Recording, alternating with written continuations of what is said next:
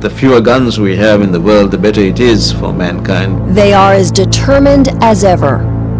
Mr. Chairman, small arms and light weapons are truly weapons of mass destruction. The United Nations conspiring with the majority of its members to do what they've already done to their own citizens.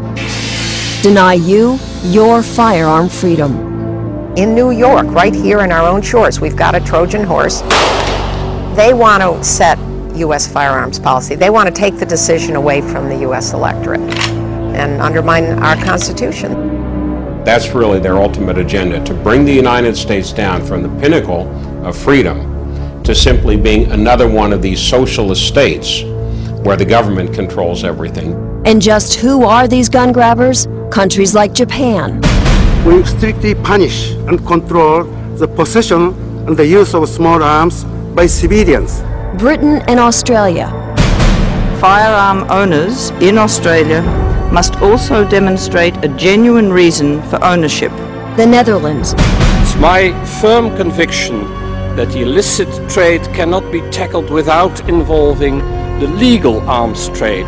And Canada, led by its former Minister of Justice, Alan Rock.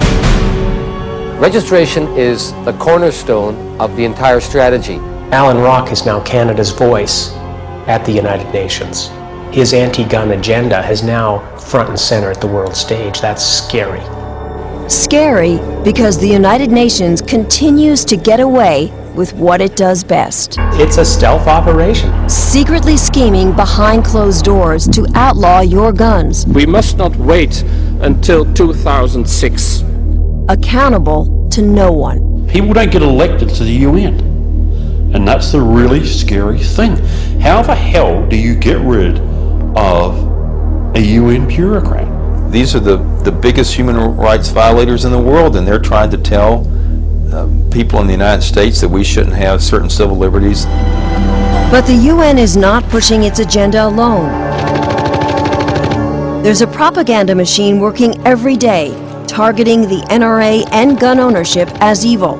It's called IANSA, the International Action Network on Small Arms. This is not about military small arms. This is not about rocket launchers. What they're really after is my Winchester hunting rifle. Just log on to IANSA's website, and you'll see it's made up of more than 500 anti-gun NGOs, or non-governmental organizations. They are absolutely awesome in terms of the power they have. Power and a plot that is being engineered right here in London, in that building behind me where IANSA is headquartered. Imagine, nearly 230 years after the American Revolution, there are still forces at work here on British soil, determined to trample on your freedoms. These people believe that ultimately they know how to live your life a heck of a lot better than you do. Hi, I'm Rebecca Peters. But the plot gets even thicker. The woman who heads up IANSA, Rebecca Peters, led the gun ban movement in Australia. It's time for tough gun laws. Gun owners forced to surrender their firearms to the saw blade, scrap heap, and blast furnace. Now Rebecca Peters is determined to do the same to American gun owners. We phoned Ms. Peters here at her office and also emailed her requesting an interview, but she never called us back. Rebecca Peters is like a live hand grenade with the pin almost out. She is an extremely dangerous person. Dangerous not only because of what she's done, but because of who she knows. She is good at getting funding, and funding is the key. Working for gun hater and billionaire George Soros' Open Society Institute, Rebecca has secured a seemingly endless supply of money for the UN's global gun control agenda. The pro-gun forces are outnumbered, outspent, 20 to 30 to 1.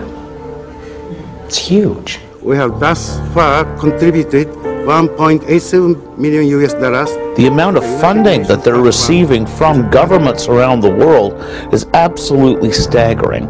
Britain, one of the biggest. After doing some probing, we found out it gave a $2 million grant in 2001 to IANSA through Britain's Global Conflict Prevention Pool's Small Arms Strategy. With titles like that, you can see why the money trail is impossible to trace. I don't know if 10 bloodhounds searching this stuff out with 100 accountants can find it. In fact, you probably didn't know UNICEF is a partner in all of this. Think of the little kid who showed up at your door on Halloween with a UNICEF box. Would you say no? But it's also an instrument to take away your firearms. So the U.S. taxpayers get to pay for a lot of this trash that comes out of the UN to ban what really is a human right. But UN supporters like Amnesty International don't see it that way. The US citizens do not have a blanket right to use these weapons as they feel fit. They think gun owners are primitives who have to be brought into the modern world. And attorney Mark Benenson should know. He was the former chairman for the American branch of Amnesty International. His cousin founded the organization in England in 1961. I recall how horrified they were when they found out that I was a life member of the National Rifle Association. The Brits were paralyzed with dismay, and they didn't know what to do about it. But Mark insists that what they're doing now is not the answer to a safer world. Not at all. I think it will be a safer world for tyrannical governments, and a safer world for the criminals who don't give up their firearms.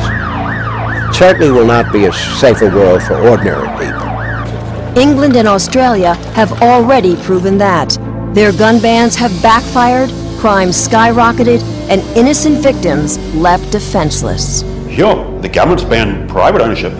It hasn't stopped the criminals, no way. Not in any shape or form. It's a crock, it's making no difference whatsoever. I mean, the people in the street, they're going to get their guns anyway. No problem. Facts that don't matter, because many countries are already enforcing the UN's agenda. Canada is leading the charge on this beyond any doubt whatsoever. They even have committees in Ottawa specifically set up to implement the United Nations gun control programs. Our government won't tell us what they're planning. What they've said carte blanche is that these UN regulations have got to be included in our national legislation. I think it's a very dangerous situation. A program of action is a beginning, not an end in itself. Implementation will be the true test. The ultimate goal? An international treaty that would be binding. Unlike a law, unlike a statute which can be made today and changed tomorrow, an international treaty is forever. If it wasn't for the NRA's presence at the United Nations, everything would have been lost years ago. Make no mistake, this treaty will snuff out the Second Amendment if the anti-gun forces succeed in electing an anti-gun president and an anti-gun Senate. The United Nations is as much a threat to our right to keep and bear arms in this country as is Handgun Control Inc. or George Soros. Their agenda is very dangerous, it is very clear, and it is very sinister.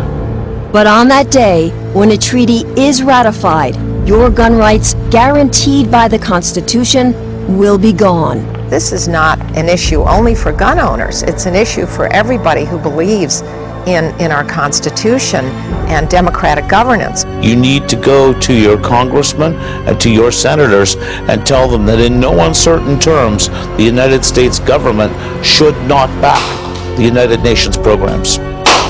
They're treading on dangerous ground, and you cannot let your guard down ever. Let there be no doubt. Dictators around the world hate the United States because the United States is free. They're scared of your guns and they're going to come and get them.